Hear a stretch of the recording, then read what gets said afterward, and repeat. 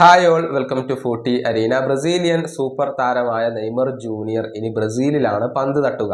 തന്റെ പഴയ ക്ലബ്ബായ സാന്റോസിലേക്ക് അദ്ദേഹം മടങ്ങിയെത്തിയിട്ടുണ്ട്.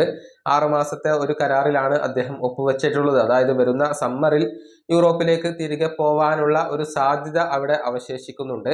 ഏതായാലും നെയ്മറുടെ തിരിച്ചുവരവ് ബ്രസീലിയൻ ഫുട്ബോൾ ലോകം വലിയ രൂപത്തിൽ ഇപ്പോൾ ആഘോഷമാക്കിയിട്ടുണ്ട്.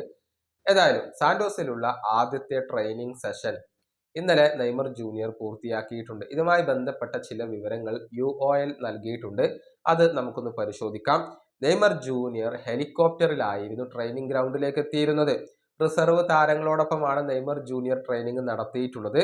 ഈ ട്രെയിനിങ് ഗ്രൗണ്ടിലേക്ക് അല്ലെങ്കിൽ ട്രെയിനിങ് വീക്ഷിക്കാൻ വേണ്ടി ആരാധകർക്ക് പ്രവേശനം ഉണ്ടായിരുന്നില്ല. എന്നിരുന്നാലും നെയ്മറെ കാണാൻ വേണ്ടി നൂറുകണക്കിന് ആരാധകർ ഈ ഒരു ട്രെയിനിങ് ഗ്രൗണ്ടിന് പുറത്തുണ്ടായിരുന്നു. ചിലർ നെയ്മറെ കാണാൻ വേണ്ടി ഗ്രൗണ്ടിന് പുറത്തുള്ള മരത്തിൽ വലിഞ്ഞു കയറുകയും ചെയ്തിട്ടുണ്ട്. ട്രെയിനിങ് അവസാനിച്ച ശേഷം പ്രധാന കവാടത്തിലൂടെ നെയ്മർ പുറത്തേക്ക് പോയിരുന്നില്ല. ഒരുപാട് ആരാധകർ അവിടെ തടിച്ചുകൂടിയിരുന്നു. എന്നാൽ സുരക്ഷാ കാരണങ്ങൾ കൊണ്ട് സാന്റോസ് മറ്റൊരു കവാടത്തിലൂടെ നെയ്മർ ജൂനിയറെ പുറത്ത് കടത്തുകയായിരുന്നു.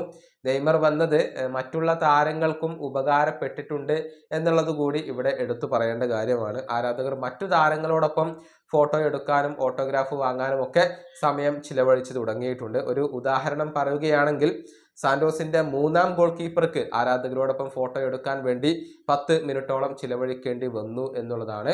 സമീപത്തുള്ള കെട്ടിടങ്ങളുടെ മുകളിലും ഒരുപാട് ആരാധകർ തടിച്ചുകൂടിയിരുന്നു. ചുരുക്കത്തിൽ ഒരു വലിയ ഇമ്പാക്റ്റ് തന്നെയാണ് നെയ്മറുടെ വരവോടുകൂടി ഇപ്പോൾ ഉണ്ടായിട്ടുള്ളത്. വളരെ മികച്ച രൂപത്തിൽ നെയ്മർ ജൂനിയർ ട്രെയിനിങ് നടത്തിയിട്ടുണ്ട്. അദ്ദേഹത്തിന്റെ ഫിസിക്കൽ കണ്ടീഷൻ വളരെ മികച്ച രൂപത്തിലാണ് ഇപ്പോൾ ഉള്ളത്. അതുകൊണ്ട് തന്നെ അധികം വൈകാതെ നെയ്മർ അരങ്ങേറ്റം നടത്തും എന്നാണ് ഇപ്പോൾ പ്രതീക്ഷിക്കപ്പെടുന്നത്. ഈ വീഡിയോ അവസാനിപ്പിക്കുന്നു. അടുത്ത വീഡിയോ വീണ്ടും കാണാം.